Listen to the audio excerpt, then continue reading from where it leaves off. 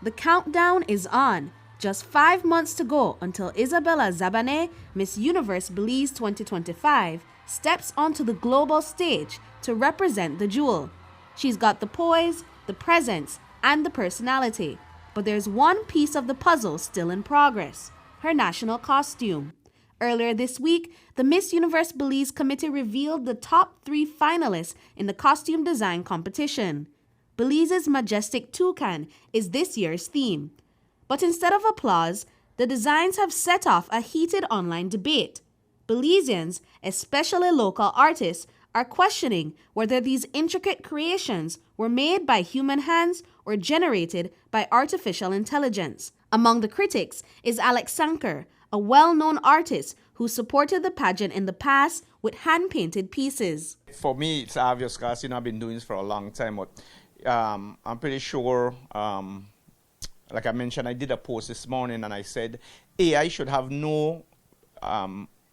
AI should not be presented in something like this. First of all, you have artists that could design these logos. We've been doing it for decades. Well, generally, I think I have a say into doing this because I took a burden on myself to paint the last 7 Miss Universe, which becomes something traditional. But when I saw the images, yes, it's pretty, but there's nothing there. It's like a kid 10 years old that have the knowledge of AI could create something like that. The selected designs have all incorporated the national bird. Nonetheless, social media users were quick to point out the similarities in style and color scheme.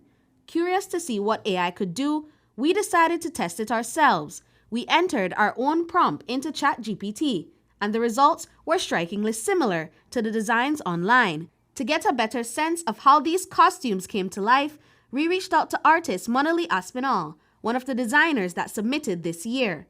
She teamed up with visual artist Nisa Sanchez to co-design their submission and shared insight into their creative process, raising even more questions about where human creativity ends and machine-generated art begins. My first thought was, I don't want to do regular toucan where there's like that beak on that head that gives like children's costume. We're so tired of seeing that. So I wanted something where you would be able to incorporate the toucan within the body. My next thing was I didn't want to do like over the shoulder or something that's also like done so regularly.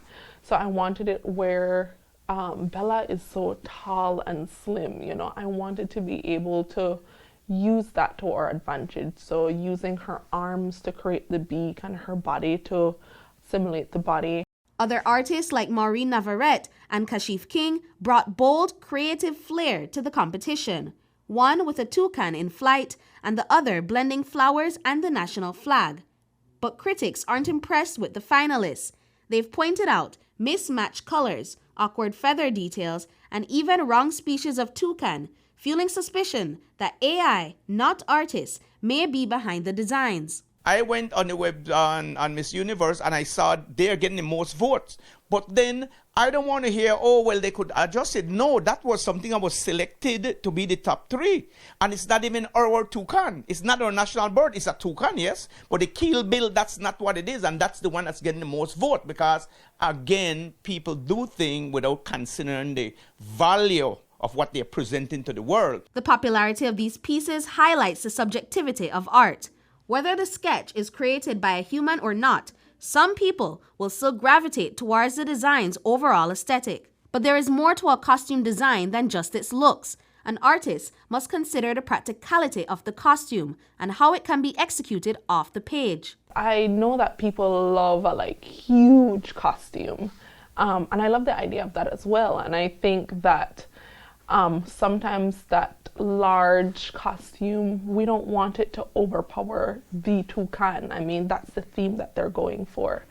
So we had to think about small things, like if we use the arms for beak, that means that certain parts of the body will have to be softer or easily moved.